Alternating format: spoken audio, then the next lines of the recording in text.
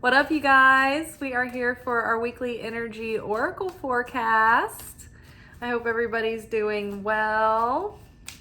We're just going to take a look at the week ahead to see what kind of spiritual weather we have in store, what the energy is going to be like.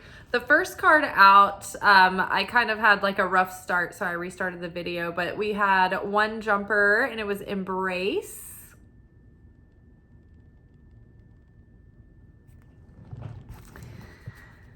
Let's just pull out all the cards and then we'll talk about them.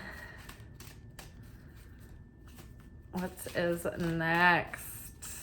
What else? We've got growth. I love it. Love what this is shaping up to look like. What do we have here? Oh, love. Oh my gosh, you guys, I love it. This is a very straightforward kind of reading. Looking good, looking pleasant, hopefully. Hopefully it's not one of those like, it's probably more complex than we're expecting. Oh, the sacral chakra coming up again, really getting at those subconscious patterns and hidden beliefs. And then let's get one last card. Ooh, is this expand? Oh my gosh, it is. It's expand. I knew it. I knew we were going to have expand. So we've got embrace followed by growth.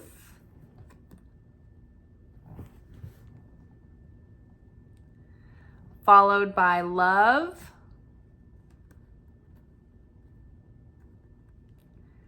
We've got the sacral chakra being highlighted to work with this week, and we've got expand.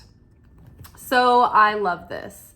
I feel very strongly that the more that we embrace the moment that we're in right now, that will allow more flow, more momentum, more ease, more harmony. What you resist persists.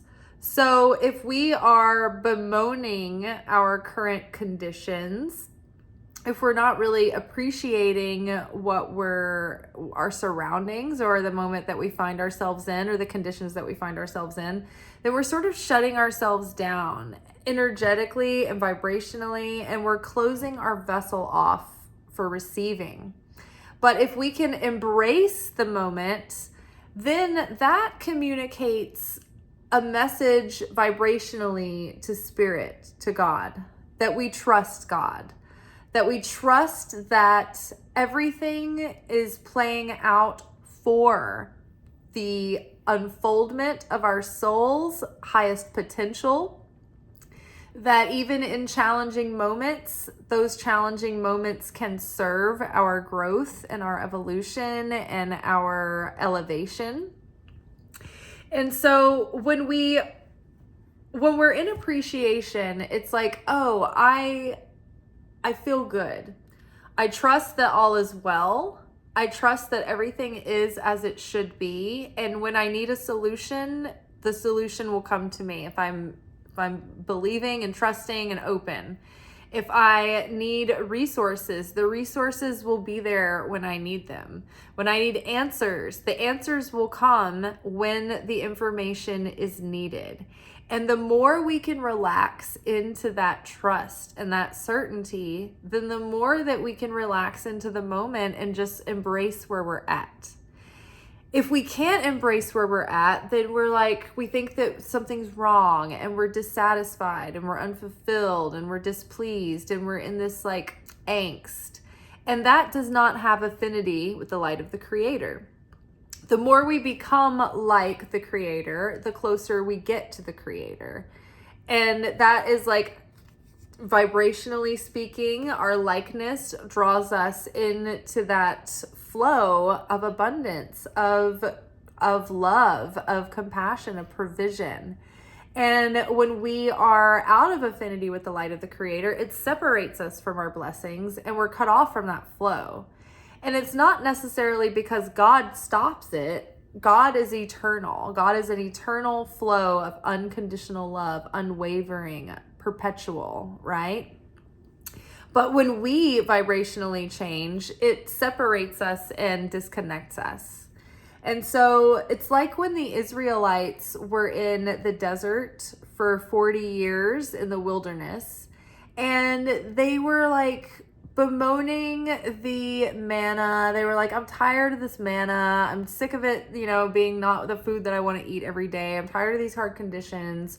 Hashem has abandoned us. We should just go back to Egypt. And that's when they started complaining, and they felt victimized, and they felt unappreciative of what they had. Then that's when they started being bitten by the poisonous snakes. And it was because they weren't in the protection of the Creator. They were out in the wilderness, totally exposed all that time.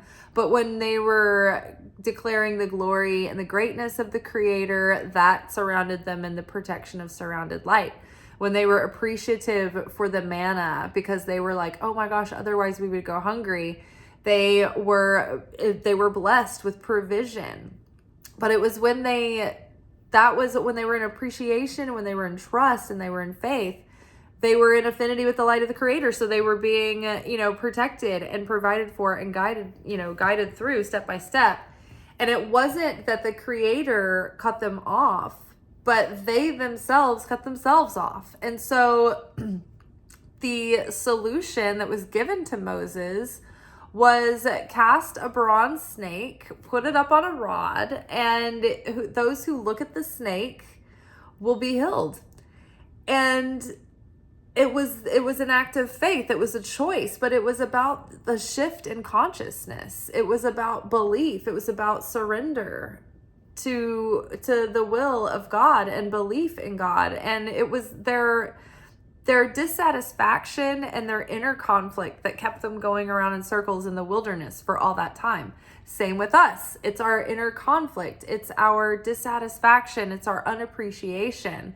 It's our selfishness and our spoiled, entitled ego that keeps us going around in the circles of the wilderness for years and years and years in our patterns. So embracing this moment demonstrates faith in the Creator, trust. All is well. I can rest. I can be in bliss and inner rest and peace. How valuable is inner rest and peace, right?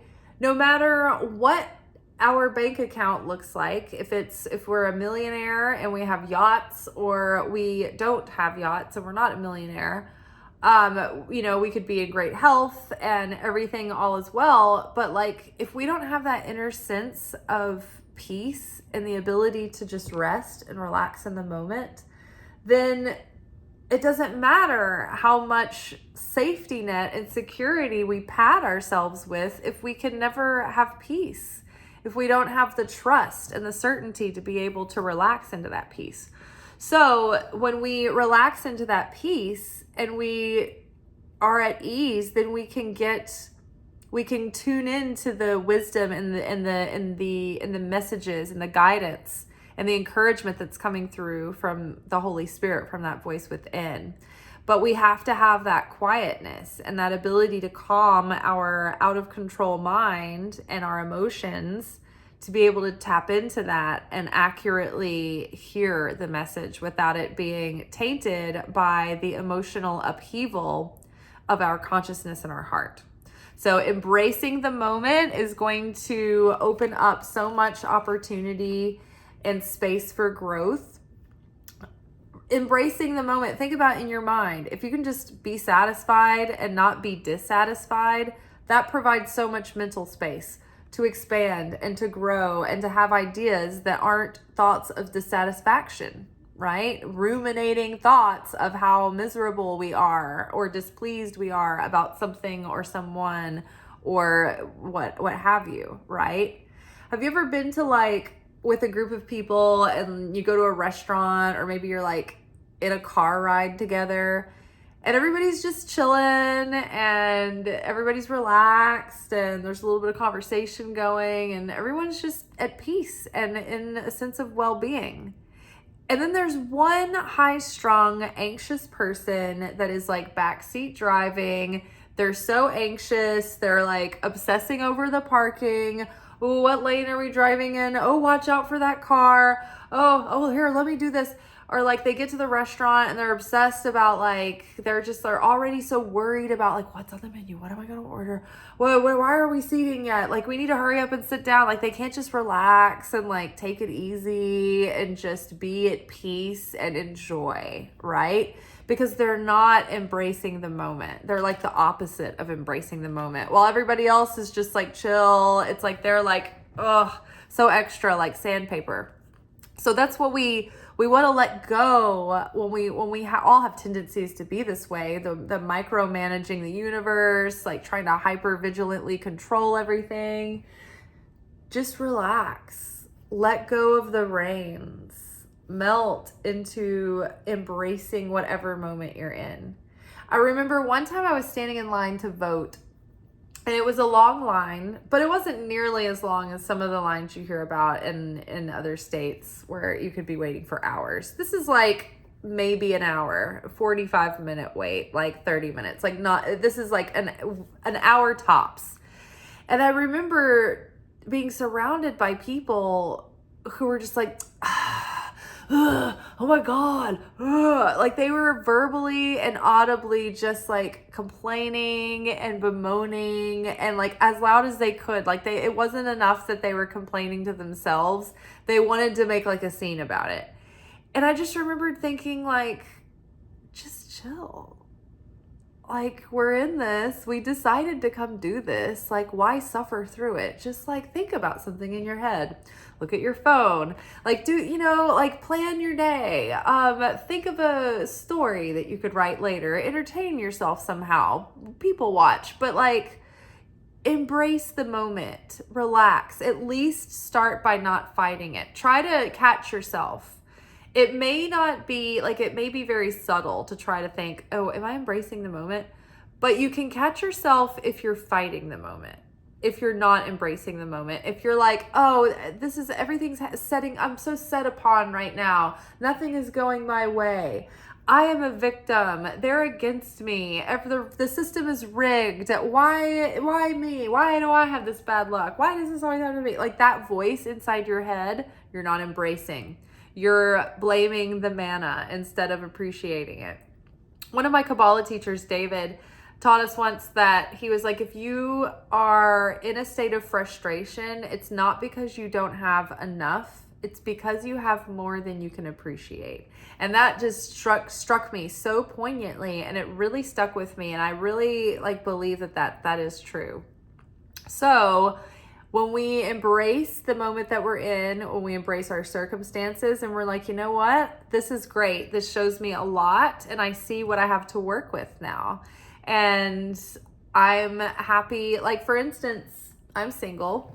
I've been single for a couple of years now, after like 3 years, 2.5 years after a breakup. And while I am ready to meet my soulmate and I would like a relationship, I'm in no hurry to have that space filled with the wrong person just to fill a gap, just to fill a void. Yes, some days are lonelier than others. Some days I would like someone to have inside jokes with and like tell about my day. But otherwise, like I'm embracing this moment now. I can't fight it. Like I can do my best to be out in the world and work on myself, but I can't force anything. And even if you do try to force something, even if you do reach for that person that's like, oh, they're, proximity good. They're good because they're in my bubble right now and they're the best person in my bubble, so I'll go with this. Or you're like, oh, I'll have that warm body, or this person ticks off most of the boxes, even though there's some very important ones that aren't there. Maybe I can set, it's like, no, I would rather just embrace being single until something, something right, something aligned comes my way. Because I know if I tried to force something that wasn't quite right, it would be more miserable than just being where I'm at. And then I would have made a reactive choice and then created chaos. But instead, it's like, no, I'm embracing where I'm at. I love the freedom. I love all the, the time I have to myself. I love that no one is snoring next to me. I love that no one is asking me what we're doing about lunch because I fast. I don't eat lunch. And my ex-boyfriend for almost 5 years would ask me every day, what do I want to do for lunch? What are we going to do about lunch? And I'm like, I was going to plan his lunch, and it's like, we're not going out to eat. So I don't know what you're asking me. Like, do whatever you want for lunch. I don't eat lunch. Do you know me? Like, so you know what I mean? Like, there are seasons of your life where, like, you can embrace the fact that this is what it is and this is not what it is, And when a new season happens, you'll miss certain things about that, right? Same with my job, right? Anybody's job, you can have complaints about your job, right? But are you appreciating and embracing the really good things about it? Maybe there's more good things about it than you realize, And so many times we can talk ourselves into being dissatisfied with something or talk ourselves into wanting to make a reactive decision. And really, we just need to slow down and re-examine and re-question and see if we're not jumping the gun, and we should maybe just experiment with embracing the moment as it is and seeing how we feel and what we think after that. Now, growth coming in, yes, and love. And it's like with the conditions of peace and harmony, it's like conditions are like wrought for growth. It's like everything's very fertile when you get into that place. And so there's a lot of growth happening this week, a lot of opportunities for growth, but we're definitely going to have to meet that. It's not just going to happen to us. A lot of the messages that we've been getting that have been building up to today, and the Secret Teachings of Jesus video last night is a great lesson that talks about things happening for you and not to you. The title of the portion was from Philip. It's called Why Have You Forsaken Me? So growth, we are like the growth is not going to happen for us, and it's not going to be done for us. We're going to have to do it ourselves. I know that's confusing because I just said everything's done for us and not to us, but in separate thought, that our growth and our change and the things that we're making happen in our life, like, we're not going to have something just drop in our lap and save the day. It's not just going to happen like magic. We're going to have to do it. We're going to have to make the growth and make the opportunities and go after things and continue to make an effort. But if we do this with a consciousness of love, right? Get into a consciousness of love before you take any action, before you make any decision. Are you coming from your ego right now, or is this coming from love? Are you in a consciousness of building up and growing, or are you in a consciousness of destroying and tearing down and separation? Are you in a consciousness of unity and building together and bringing together and creating more love? Or are you in a consciousness of creating division and divisiveness and breaking down love and dissipating love? Also, I was thinking today, there's like such a difference between having a consciousness of love and thinking and knowing I am love, and then actually doing love like a verb, and then feeling love.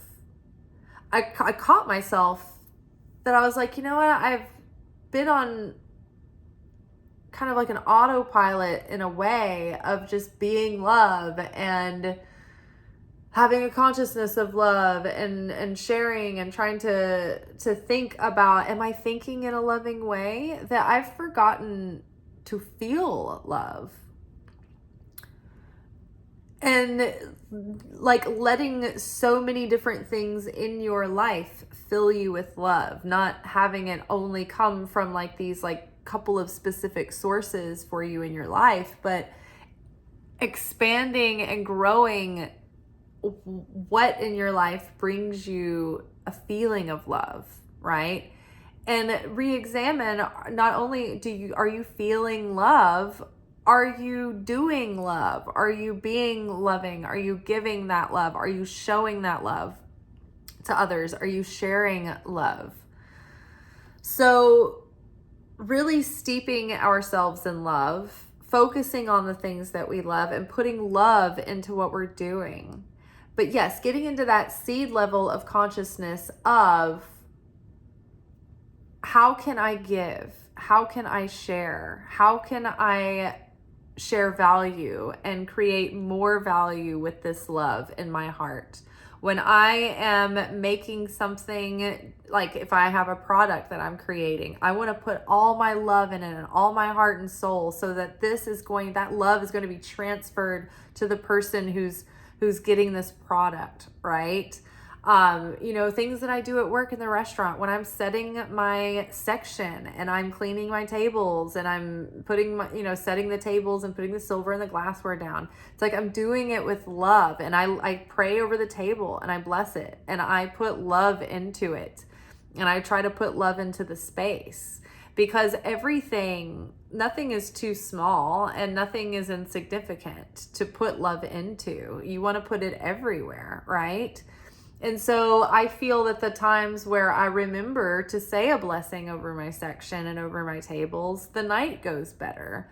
There's a more harmonious spirit in the section. So putting love into even the smallest things, not because you have to, and not because you're supposed to, and not because of perfectionism, but because of the love of it. Giving your all, giving your best to it. And the more that our heart feels love, the more we are magnetic, and the more that will expand our magnetism and our life, the things that we're calling in and the opportunities that we're having and the things that we're growing will begin to expand rapidly. So it's really funny because in To Be Magnetic, we're in the summer unblocking challenge. And the motto or credo or tagline of To Be Magnetic is unblock, expand, take action. And so that's the vibe is heavily steeped in this reading of unblock, expand, and take action. And so we're unblocking the sacral chakra, the subconscious. We're letting go of shame and guilt and heaviness and density and emotional toxicity that we've held on to from the past, and we're releasing that. And we are working to strengthen this chakra, but there's been a lot of cards come up recently about the block that's stopping us now. We've really narrowed it down and we've done a lot of healing, but it's subconscious. It's like a subconscious belief or an inner conflicting desire that we need to get to the source of and become aware of, so that we can awaken from that and set ourselves free from that pattern. But there's also this underlying sense of unworthiness or undeservingness that maybe we're not even aware of in our mind. I know that there must be things lingering in my subconscious that feel like I'm not deserving or that I'm not worthy, but my mentality, I don't think that at all. I wouldn't think that. I don't perceive that about myself. I don't even make jokes or talk like that at all. I mentally perceive myself as being deserving and worthy, but it lingers in the subconscious. And when something is in your unconscious, it is like, oh my gosh, it puts this signal or frequency around you that causes things to play out differently. It's so crazy. It's like you'll have an opportunity coming right towards you and it'll just get intercepted or something by the person who has less subconscious clutter going on. It's crazy the way it happens like that. So we're working on that. We're letting those things come up. We're purging the subconscious, and we're working on letting go of shame and guilt, which are the things that give us a sense of undeservingness and unworthiness. And this can be accumulated from childhood. I mean, I remember as a child feeling so much shame and so much guilt all the time. And I was a good child, but it was like anything that was projected at me, even if it was never intended to be, I just took it to heart so much. And I took that on as like, not an I did something bad, but like, oh, I'm bad. I am terrible. I am, I don't deserve to be in this room. I don't deserve to be in this home. It was just like, I don't deserve to be in the presence of my, my mom right now. Like, I just felt so much shame and so much guilt. And so, so many times it just gets stored in that unconscious and that subconscious. And it takes so much work to break through those patterns that form as a result of that. Or even like the unconscious, like the saboteurs in our scope that like end up interfering. They cause interference. It's so crazy. So all of this to say is that this week will be a very potent week for unblocking, maybe getting into like, oh my gosh, having revelations about that and expanding, becoming more magnetic and attracting, and like things are going to be growing, things are going to be taking off. So I'm really excited about that. I think that this is very, very encouraging. I think that this week may not come without challenge because there's the embrace card and there's growth.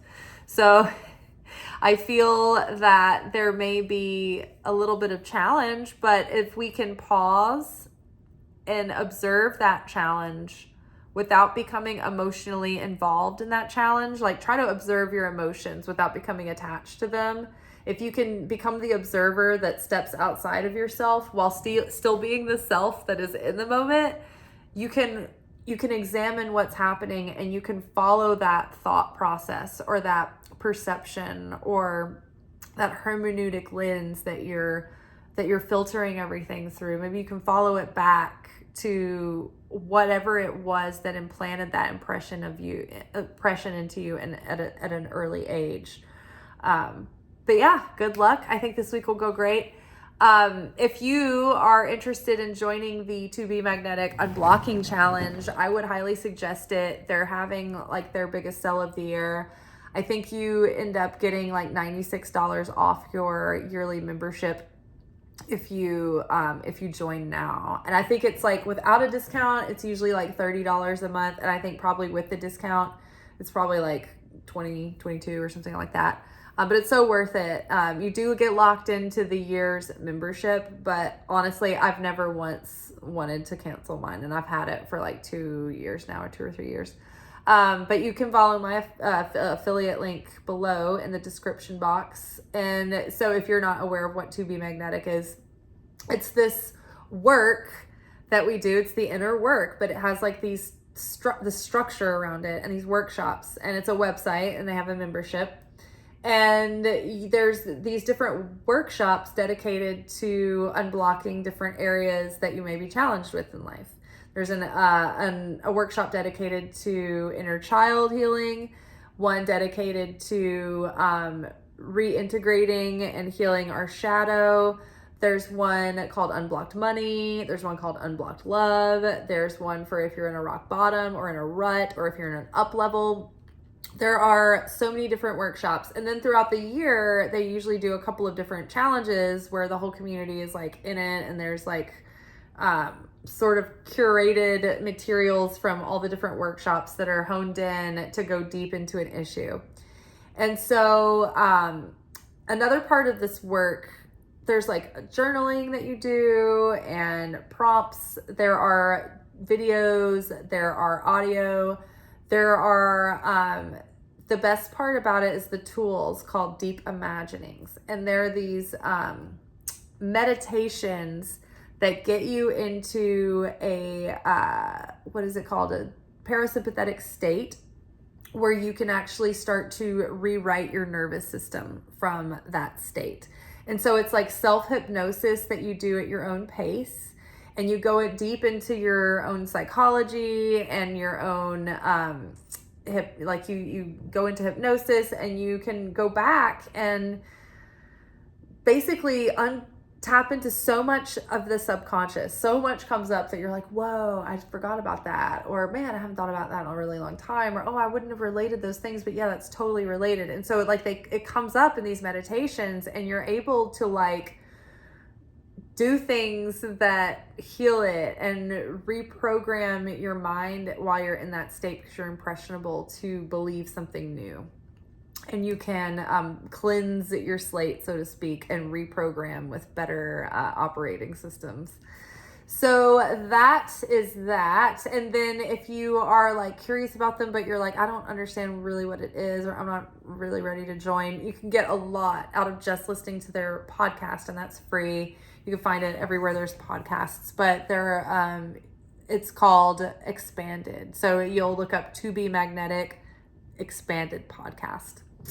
All right, you guys. Well, that is all for today. I will see y'all tomorrow for Monday's anchor message, where we will be getting our spiritual lessons for the week. Thank you to all the new subscribers who have joined. I appreciate y'all. All of your likes, shares, comments, everything helps this channel get the messages out to other people and get the videos out to people that need them. And I just feel like this material goes beyond people that might necessarily be into tarot or not, because I don't think this is really the typical tarot channel. It's not really about the gossip of the day-to-day, who said what and he said, she said, but it's more like the inner work that we're doing. So if you know anyone who wants something meaningful and a way to soul search and heal and grow and seek together, then they might be interested in our material. Also, I will say that the shares, particularly on Instagram, are very helpful. The other day I had 3 shares on one of my videos, and that reel ended up getting like 1,200 views, whereas on average I get like 190 to 200. But like the shares, 3 shares, like what is that, like 6 times the views. So the shares are huge. So I appreciate anyone who shared that video that day. That really helped. And yeah, I'll catch y'all tomorrow. Ciao.